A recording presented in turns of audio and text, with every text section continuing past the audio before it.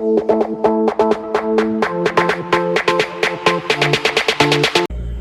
right. Hello, my name is Boris, and I'm here with Mr. Williamson. This video is about how social media affects teenagers. Okay. Yeah. So, what do you think about social media? What I really think about social media is a big distraction, especially to the youth. I think social media has become very poisoned based on what has been put on there, and there's no control. It's very lack thereof. So it has really affected our youth in a bad way, not a good way. Even though social media may have been invented for good use to keep in contact with people near and far, but it has become very negative social language to our society. Do you have social media? I do. I have 3 forms of social media. 2 I use for my teaching. I teach here at the school. I show people on social media what I get the youth involved in that can help them in the future to obtain a career-based job. And then I have another social media that, it's my personal, but it's more so, I share it not for my personal.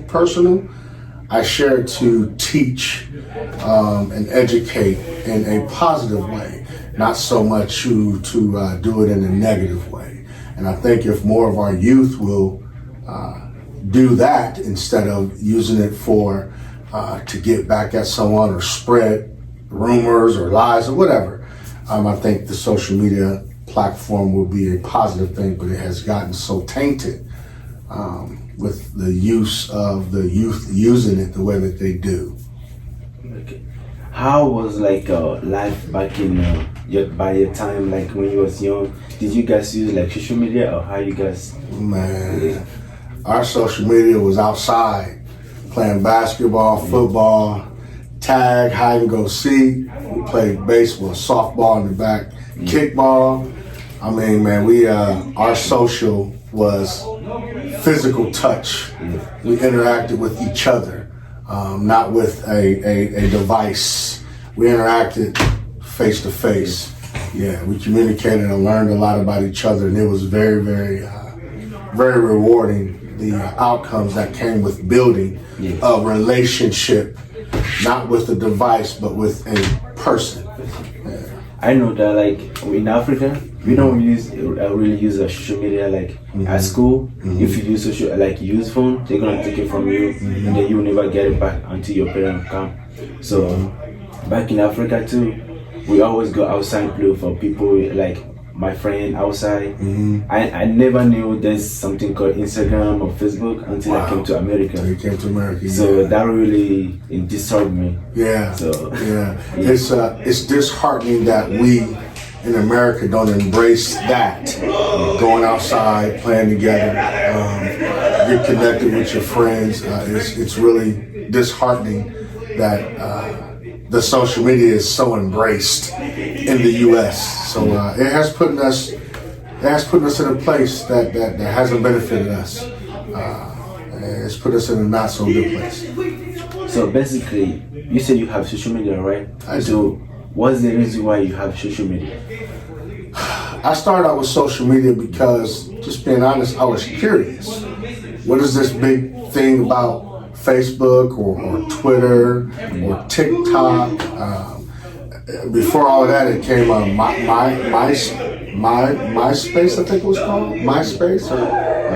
I think it was, I can't remember what it was, but it was another form of social media. But I was more so curious.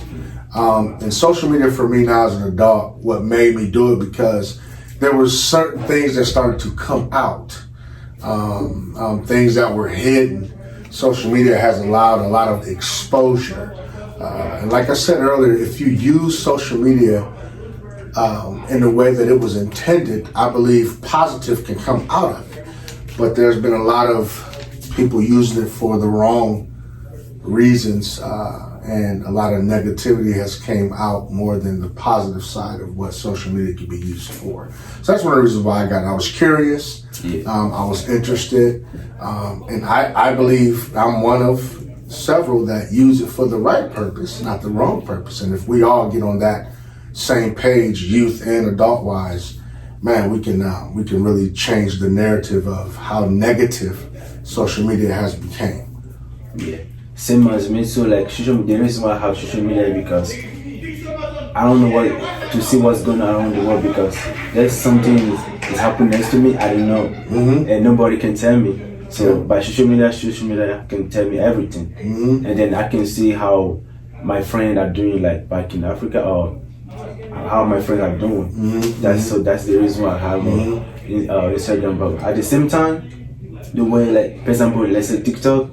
Every time when I see one video, I say no, I don't want to look at this video, but that make me look everything and Just keep going. 3 hours. So just keep that's going. really bad. Yeah. Do you did your kid have social media? Did you let your kid have social media? So unfortunately, my children do have it. I try to teach them how to use it in a way where it's not. I try to teach them how to use it in a beneficial way, not a way to get back at somebody, or not a way to try to put somebody out there, or use it in a negative way. I try to teach them in the ways of how I use it, because a lot of the youth today express a lot of their feelings and emotions on social media, and when people see that, it brings up a red flag, and then you don't know how to cope with it, because no one wants to say anything about it, because everybody knows, and now you're looking at this person in a different way.